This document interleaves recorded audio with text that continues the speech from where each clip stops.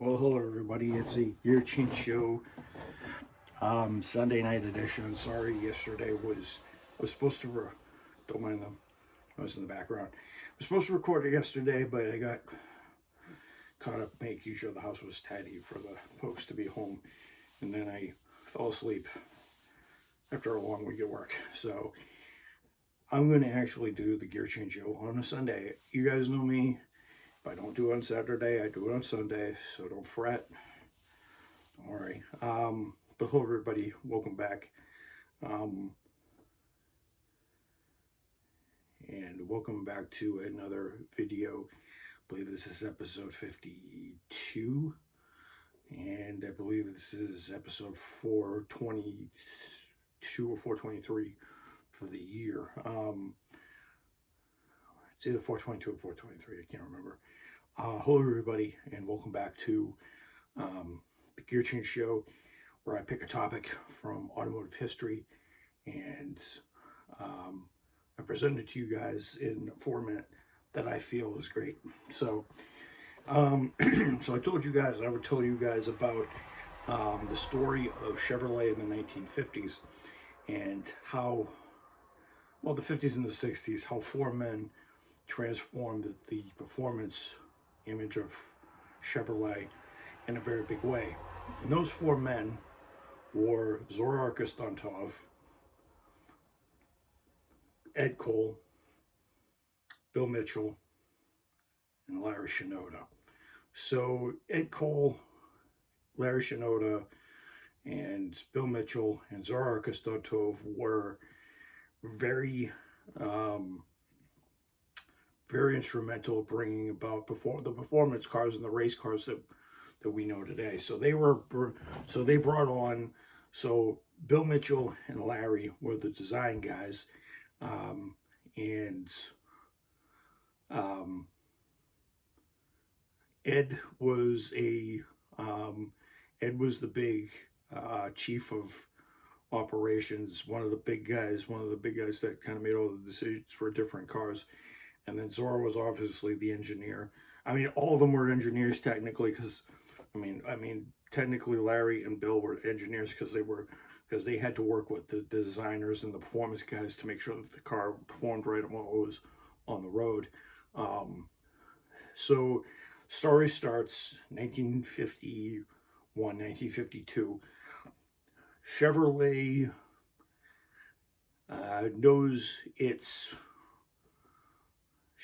knows that its its exploits in NASCAR are great.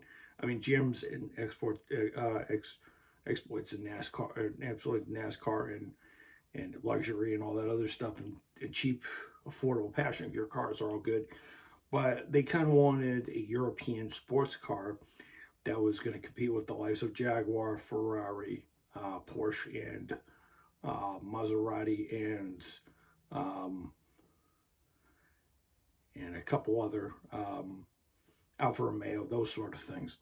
So Ed Cole actually and Bill Mitchell actually got together along with everybody else, and they proposed a six-cylinder car. They proposed that most of the European cars started with a six-cylinder or an eight-cylinder or four-cylinder. They didn't want to go 12-cylinder because 12-cylinder and eight-cylinder because it would have been too expensive. They weren't going to supercharge their cars like Alfa Romeo did. They weren't going to go with low displacement, high revving engines. They knew that was going to cost them dearly, and they knew it was going to cost a lot of money to put foreign bits in a car, foreign-like bits in a car that was supposed to be for the everyday person. They wanted a car that was like $3,000 at the time. They wanted a sports car that was like $3,000 at the time. Anywhere from $2,500 to $3,000 at the time. They wanted a car that was a convertible that could have a hard top. They wanted a convertible that they wanted a car with a 3-speed manual, but I don't think they could have retrofitted a 3 on the tree on a Corvette. I don't think it would have worked. So Ed Cole and Bill Mitchell both ended up both ended up coming up with this fiberglass piece of um, artwork that had. So what they did was they took a Blue Flame 6 out of a truck. It was basically a truck engine, and um, usually a lot of sports car engines were usually a lot of sports car engines were usually based on some sports car engines were based on trucks engines, because you remember freaking Lamborghini back then had, I believe, 12 cylinders. From a guy who made tractors for a living for Joe Lamborghini. He wanted to make cars that were, he could do that because the cars were going to be industrially made, because and he had the machining for them too. So, but they wanted to have a 6-cylinder engine. Now, back in 1951, 1952, Blue Flame 6 only made about 110 to 115 horsepower, maybe 120 when it was in a truck. They had to put, this had a oil bath, single carburetor, a 2-speed power glide. Some cars had a manual, but Ed Cole and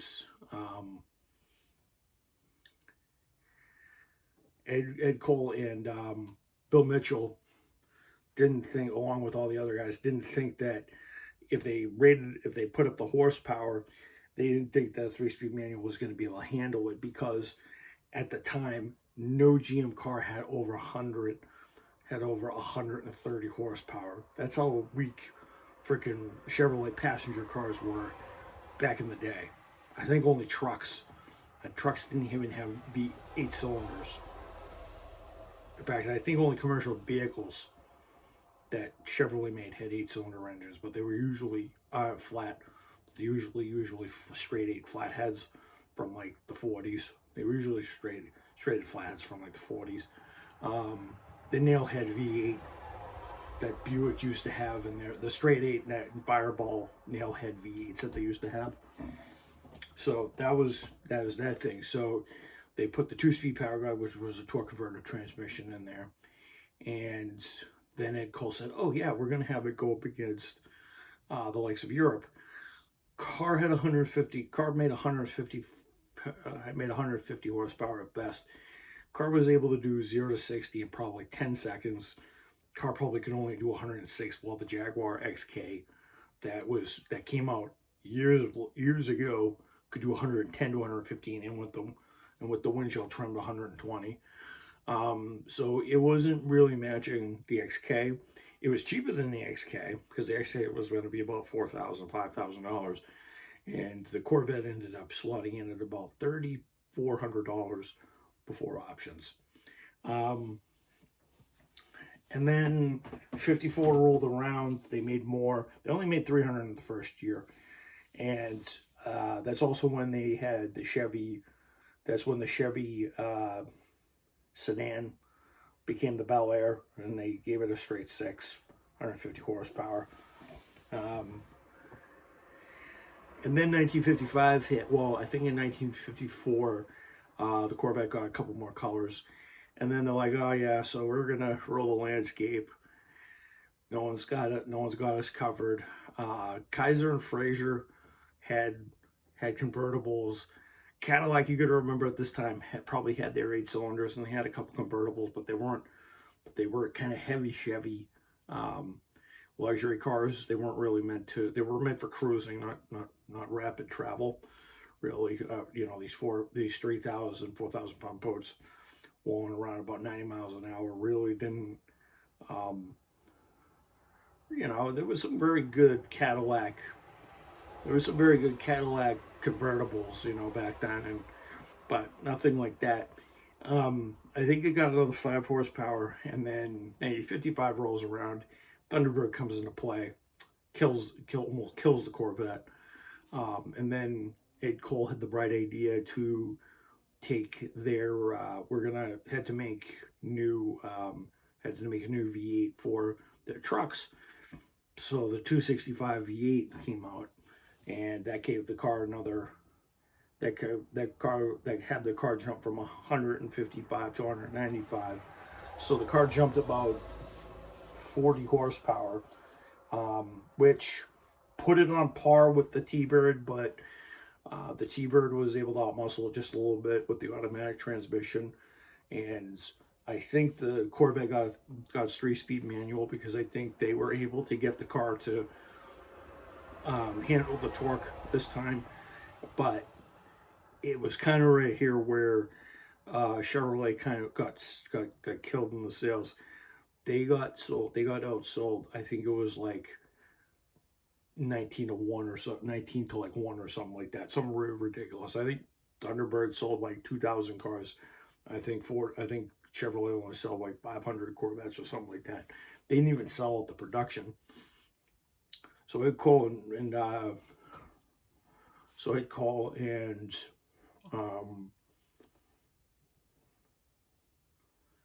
Ed Cole and Larry, Ed Cole and Bill Mitchell basically sat there and actually, was it Bill Mitchell?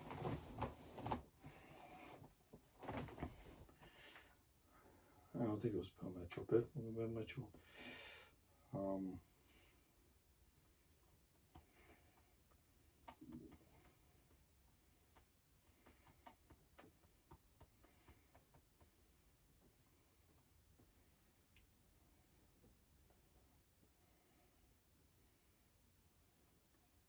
Harley Earl. Bill Mitchell wouldn't come till later. Okay, Harley Earl. Harley J. Earl. My name. Bill Mitchell didn't come till like the late 60s, early 70s with Larry Shinoda. So Harley Earl and Ed Cole. Just forget that I just said I said Bill Mitchell. Harley Earl. So Harley Earl, Bill Mitchell, designed the Corvette, but they knew they weren't going to be able to survive one more year passing 195 horsepower cars when their competition was doing better than that. So in 1956, Zorka Stanto comes over to him and says, "Hey, notice that your car's lagging behind the Thunderbird." And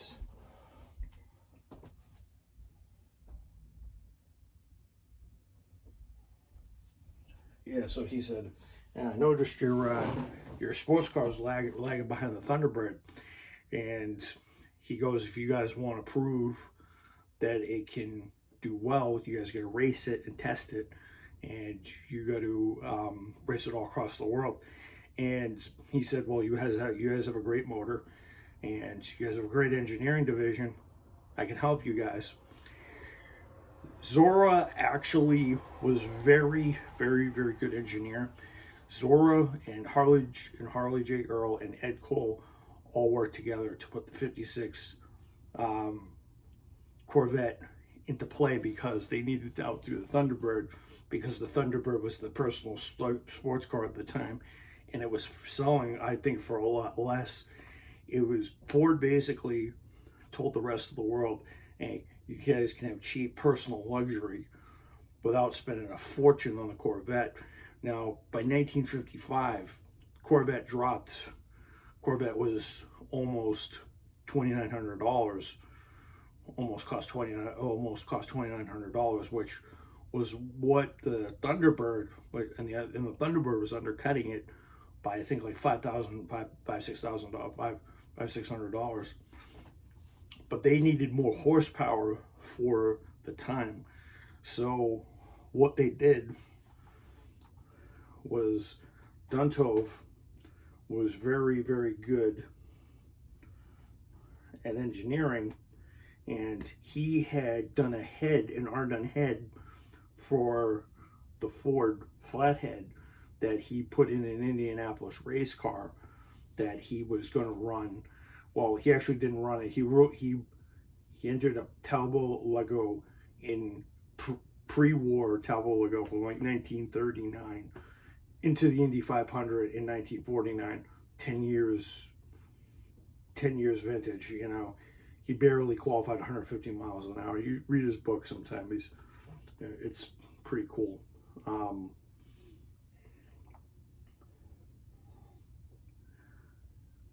By the way, this is the solid axle. This is the solid axle generation, rear independent rear suspension. Didn't happen until much later. So,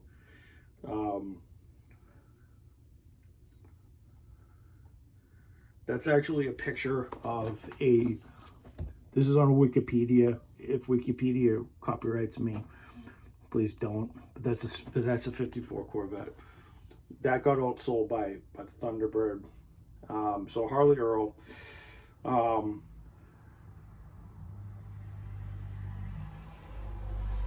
The reason why he did it. Now, the reason why Harley Earl did it is because, and I forgot MG. MG Jaguars Alfa Romeos.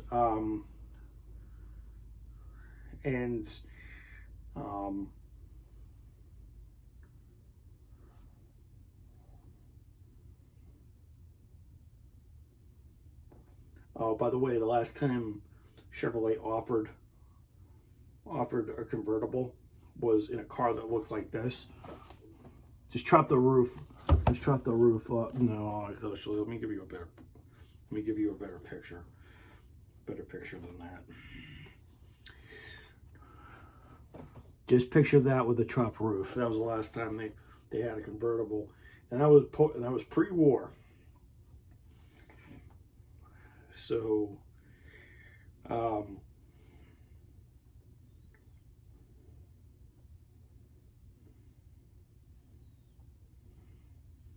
so that's what the Corvette was going to look like if it was a hard top. And that's a Corvair. That's a Corvair coupe, right there.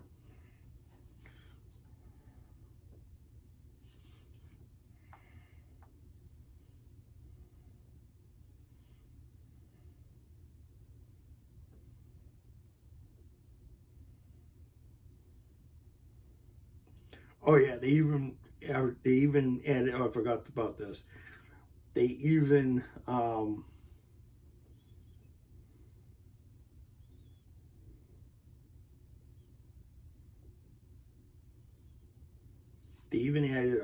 a supercharger that would give it more horsepower, but it didn't do anything. So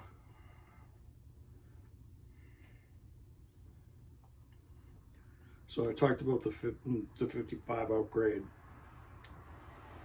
It wasn't until oh yeah, the transistor radio came out in the Corvette, and then they were like, okay, so you guys have to. So Don Toll went.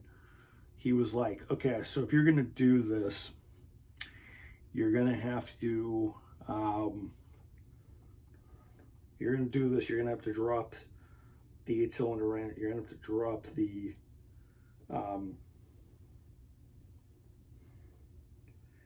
You're gonna have to drop the motor.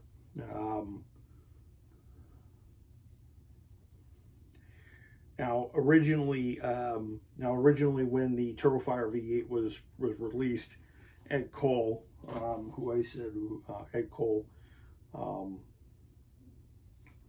Ed Cole ended up designing that motor, the 265.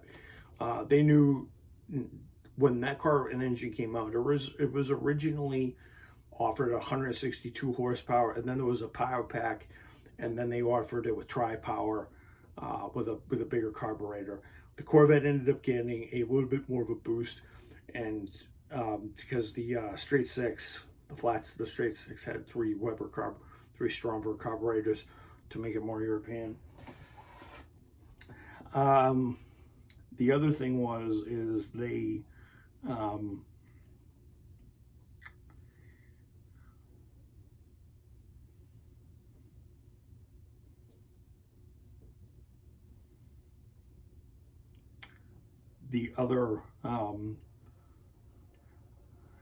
the reason why you said, well, you guys are going to need to race it in order to do this. And at Daytona Beach 1956, he actually took a Corvette convertible, he put a tonneau cover over it, and they were able to do, I forget what the top speed was, but they were actually able to create a top speed. It was just part of the Speed Weeks thing, and they were able to achieve a higher top speed. And I think they were going up against one of the Thunderbirds that was one of the Battlebirds, and the car ended up doing very well. And Dunto basically told them, well, what you need to do is you need to offer it into a couple different things, and you guys just can't offer it 162, 180, and 195 horsepower. You guys aren't going to do anything. You guys are losing horsepower and not making any progress. So what he says keep the 4-barrel, up the compression, and then he goes put dual quads on the next one, give it about 50 more horsepower. And then what you do with the next one is they put dual quads on the next one, but they give it a high lift cam. So they gave it the Duntov cam. The Duntov high lift cam ended up giving that engine another, over the base one, another 30 horsepower for 240. That's one he used on the beach to set that record. And the rest is history, obviously. The Corvette brand ended up surviving. And I think the Chevy Bel Air was also very, at that time was also very hop and hip with the youngsters. The car went from 162, 180 to 210, 225, and 240. And they were in the Bel Air that was very good. And I think it also, this time, Chevrolet started to also delve into the rear engine car that would eventually not happen, but we got it like many years later in the Stingray. And then in 57, 58, and 59 is when Chevrolet really started. In 59, 60 is when things really started to pick up. Duntov knew if the car was going to do well, it would also have to race in competition, and it just wouldn't have to race on a sandy beach. It would have to race on racetracks all over the world. It would have to race at Sebring, Daytona, and SCCA all over the world. And what really helped Chevrolet, they raced it with those specs, but what really helped it in 1957, 1958, 1959 was the introduction of the Rochester fuel injection system, and the introduction of also 1961, the introduction of the 283 small block V8. The 283 also went in the Bel Air.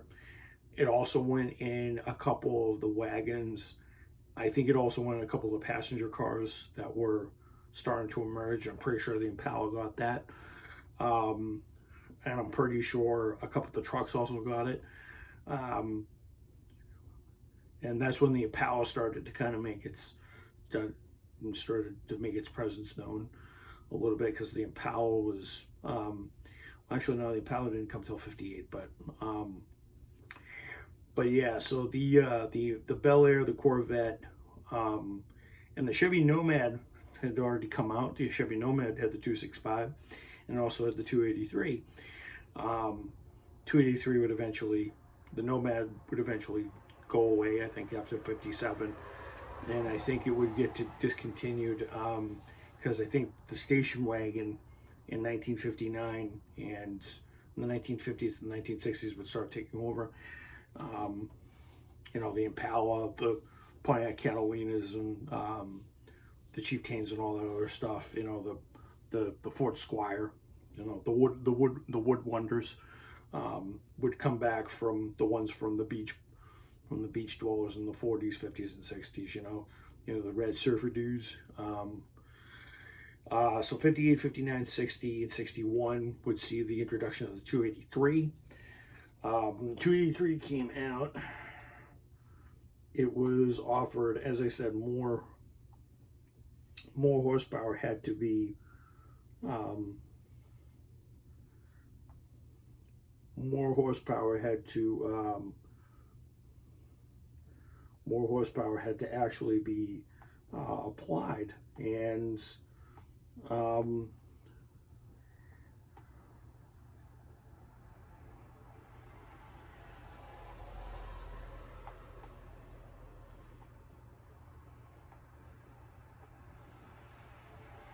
so in 1957 they were able to get Rochester, which is what supplied its carburetors back then. I think later on in its run, I think it would get Carter's instead. But Rochester was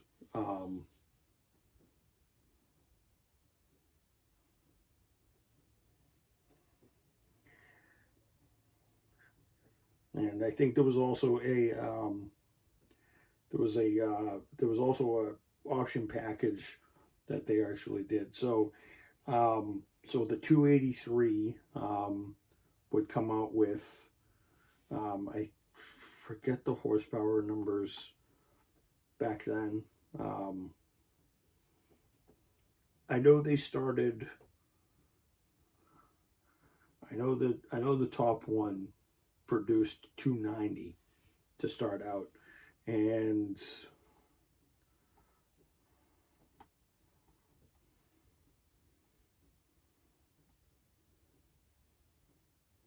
yeah, so here's the 283. So the 283, when it first came out, had 220 horsepower. That was the base one.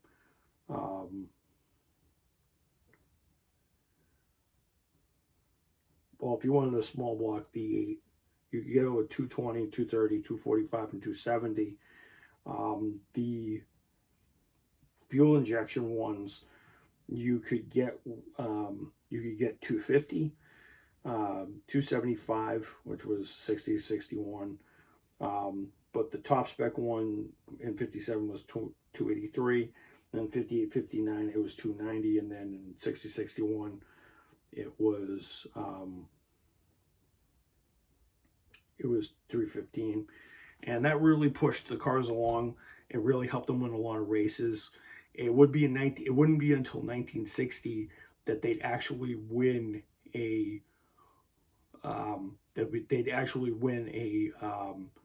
some races with it, and they won SCCA, and they also won. I think they competed at Sebring, but their biggest one was winning their class at Le Mans, 5th overall, first in class at Le Mans in 1960.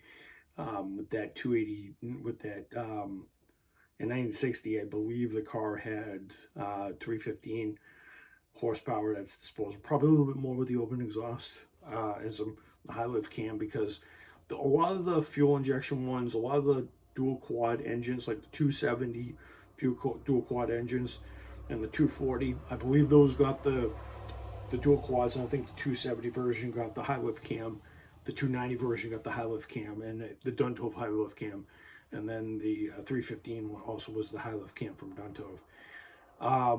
62 would kind of be the final year, and by this time the Chevy Bel Air was more of a tuner's. The Chevy Bel Air was more of a tuner's. Was somewhat of a tuner's. Somewhat of a tuner's and hot rodders choice of car, because of the way how the car was and what they could do to it, and just the body cut through the air very well. It's so much that it actually prompted Chevrolet to actually make that in 61, 62, in the early 60s, it actually made them do a Bel Air coupe that actually had a bubble top on it that would cut through the air and make the car with the 409 go 150 miles an hour. But 1962 is when Corvette kind of cemented its way into race car history, and racing history, when they gave it the 327, and the car was tuned in 250, 300, 340, and then 360. 250 was a 3-speed. and you could get a 2-speed power glide. Most of the lower ones back then, you could get a 2-speed power glide and a 3-speed. The higher ones, you had to have a 4-speed. You couldn't have an automatic in them because of the torque. And the 340, the 300, I believe, could have with the 2-speed power glide, and I think the 3-speed could have with the 300. If you wanted the 340 horsepower dual quads, you had in the high lift cam, you had to have the 4-speed, and I think if you had the Rochester fuel injection, the high lift cam, you had to also have a 4-speed. This is also where Corvette compression ratios were starting to go up to the roof. I mean, some of the high lift cams were already dipping into the 9s, the 10s, and the 11s, and the muscle car era was just around the corner with the Corvette. I think it was at this time that Larry Shinoda and Bill Mitchell started coming because I think Bill Mitchell and Larry Shinoda did Larry Shinoda did the 63. And I think Harley Earl, I think he retired, I think in like the late 60s, early 70s, or he did something else. Larry Shinoda and Duntov wanted to make sure the car was raceable. Unfortunately, around 57, 58 is when they did the race car ban for all racing. And General Motors in the 1960s even had a ban on racing in the early 60s. But Larry and Zora and Ed Cole, because I think Ed Cole was still around for a little bit, ended up racing. And they ended up racing Corvettes, privateer Corvettes. Now you couldn't race. Now you could race privateer, but you couldn't be factory sponsored, unfortunately. So there weren't a bunch of factory supported cars. That factory support really wouldn't come back until like the mid 60s, early 70s for racing and for Chevrolet. It's because it was becoming too expensive, and there was a regard for safety back then because the cars were going to get fast really quick. And it started out started out because in 1963, when they released the Stingray, they had the 327. 327 would be the mainstay for almost the whole short lifespan of the C2 generation. And then we get Bill Mitchell later in the 60s. Duntov stayed around into the late 60s C2 era. He would be at the track at Le Mans, Daytona, and Sebring almost every time to watch them. Even when he was not part of the project, even when General Motors let him go later on in his lifetime, he still showed up to the track and actually helped out the Corvette guys, because he was the Corvette engineer from like 1955 till I think like the mid 60s, early 70s, and I think General Motors just bid him adieu, I guess, like most executives did. But yeah, those guys were, and then eventually Bill Mitchell would make the Mako Shark in the 1960s, and the car would eventually get the big blocks in the shape of the 420, the 396, the 427, and the cars would become dominant in road racing. In fact, they would actually kill the Cobra that was dominating racing at the time, which is another story for another day. But it was amazing how Larry Shinoda, Zora Duntov, Harley J. Earl, Ed Cole, and Bill Mitchell, all good stylists, engineers, and on all that other stuff, were able to bring the performance image of Chevrolet at the time, and were able to continue it into the 60s and into the early 70s. And I think Ed Cole left General Motors, I think in like the 60s. And I think that's when DeLorean started to come around and started putting his ideas. And I think the GTO, and I think that's how the GTO kind of came in. And I think that's how the sports car era from the 50s and the early 60s kind of died out, and the muscle car era kind of gained its strength. But it's amazing how five guys were able to produce in that time. They doubled the engine sizes of the cars. They almost doubled the horsepower that the cars had back in the 50s, because most passenger cars from Chevrolet only had 90 horsepower.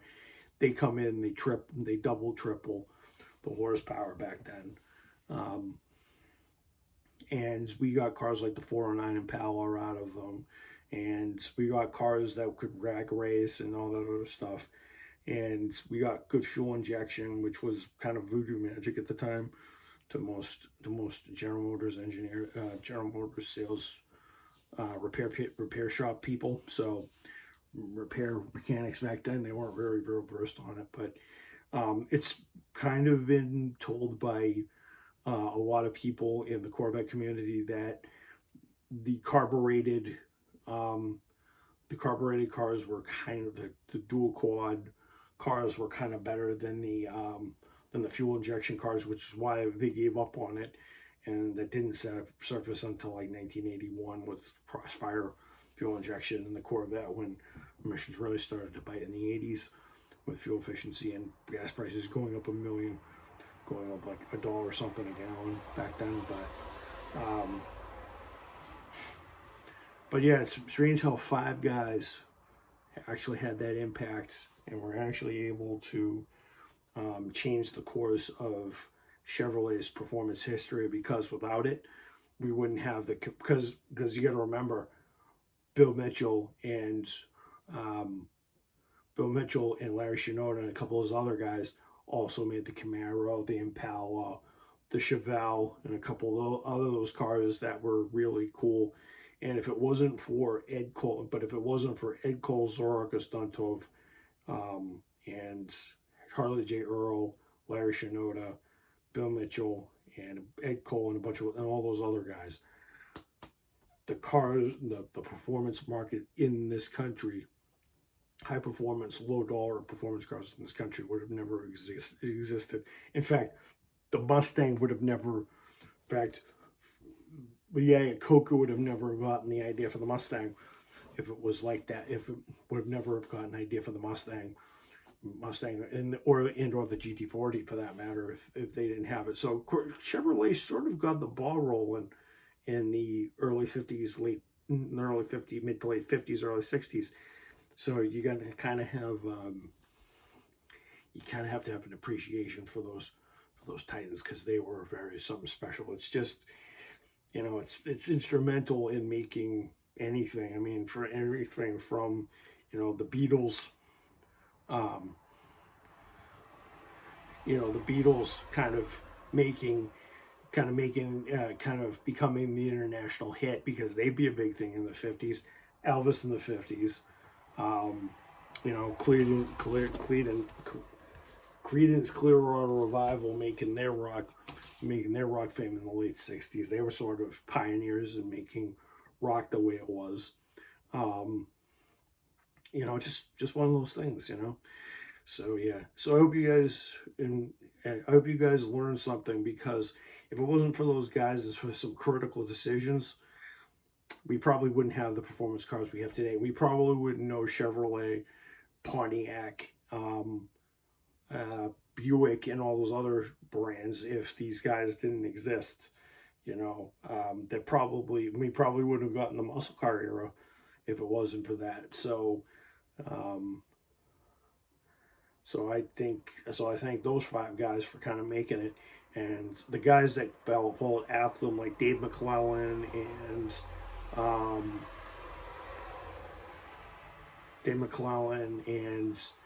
all the other guys who came after him, Ed Wilburn, all those other guys who kind of designed the cars and engineered the cars. We wouldn't have any of that. John Heinrich for the high performance cars, he's kind of like a modern day Zorak Ostuntov. He's kind of, he's done some amazing things with the Corvette over the last couple of years. I mean, he supercharged the Corvette, something they hadn't done in over, something they hadn't done since the 50s when that car came out, and when the supercharged ZR1 came out in 2009. I remember that. And bring back the Z06 with the 427 back in 2006. Bring back the 6-liter engine, 6 big block liter engine in the car in 2004, 2005, 2006. And I wouldn't have gotten to see some cool racing back then. And what I got when I started growing up is I got to see the Corvette race cars dominate international sports car racing against Porsche, Ferrari, BMW, McLaren, and all those other guys that were considered dominant at the time because, they considered it. So I wouldn't have that. So I'm thankful that Ed Cole and Zora Konstantov and Larry Shinoda, Harley Giro, and Bill Mitchell all came together, because we wouldn't have all that. We wouldn't have the cool race cars that we have today. And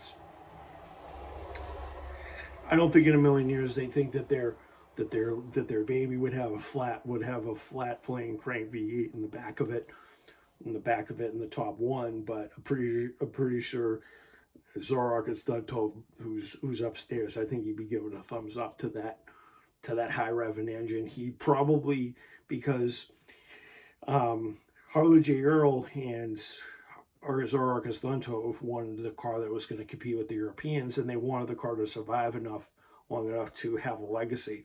Well, Harley, Ed, and Zora, if you're up there, you guys got your wish, because the Corvette Z06, because the Corvette can hang with the supercars and only cost $60,000-$70,000, while they cost $300,000-$400,000, and they have to cost them an arm and a leg to fix. So thanks to them, we were able to get cheaper performance for cheaper high performance, bang for your buck, in a package that costs not even half of what the big guns were worth. So I hope you guys enjoyed this. If it wasn't for those guys, we probably wouldn't have the Corvette today, or the Camaro, or the Mustang, or any other car that we covet these days. For the electric lunacy bullcrap takes over in the next couple of years. So yeah, that's my entry for tonight, and I hope you guys enjoyed this. Leave a like if you liked it. Any comments you guys have, any questions you guys have, I'll answer them.